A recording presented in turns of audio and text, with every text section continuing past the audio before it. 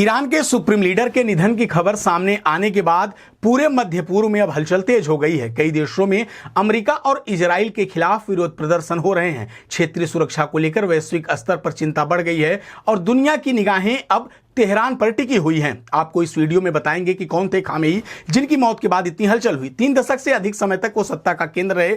86 वर्षीय खामेई वर्ष 1989 में ईरान के सर्वोच्च धार्मिक और राजनीतिक नेता बने। वे ईरान के दूसरे सुप्रीम लीडर बने। उनसे पहले यह पद इस्लामिक क्रांति के जनक रुहुल्लाह खामेई के पास रहा। खामेई का राजनीतिक जीवन संघर्षों से भरा रहा। 1963 में शाह के खिलाफ आंदोलन में भाग लेने पर उन्हें जेल जाना पड़ा। 1989 की इस्लामिक क्रांति में उन्होंने सक्रिय भूमिका निभाई और क्रांति के बाद सत्ता के केंद्र में वो उभरते हुए सामने आए। साल आया 1981 जब तेहरान की अबूजर मस्जिद में बम धमाका हुआ, जिसमें खामेई गंभीर रूप से घायल हो गए। इस हमले के बाद उनका दाहिना हाथ लकवाग्रस्त हो गया था। एक कान से उन्हें सुनने में भी दिक्कत हुई थी। उसी वर्ष वे ईरान के राष्ट्रपति बने और 2 कार्यकाल तक वो इस पद पर जमे रहे। साल 1989 में रुहुल्लाह खामेई के निधन के बाद उन्हें ईरान का सुप्रीम लीडर चुना गया। ईरान की शासन व्यवस्था में सुप्रीम लीडर ही अंतिम निर्णय लेने वाला प्राधिकरण होता है। खामेई के नेतृत्व में ईरान ने अपने परमाणु कार्यक्रम को आगे बढ़ाया है, जिससे अमेरिका और इजराइल के साथ उनके रिश्ते लगातार तनावपूर्ण होते रहे। उनके कार्यकाल में पश्चिमी देशों के साथ प्रतिबंध वार्ताएं और टकराव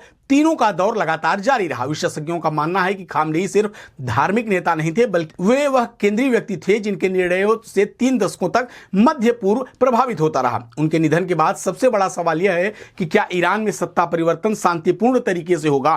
क्या अमेरिका, इजराइल और ईरान के बीच टकराव नई दिशा लेगा? फिलहाल पूरी दुनिया की नजरें तेहरान पर हैं। आने वाले दिनों में ईरान की सत्ता संरचना, नए नेतृत्व को लेकर उठने वाले कदम मध्य पूर्व की राजनीति पर गहरा असर डाल सकते हैं।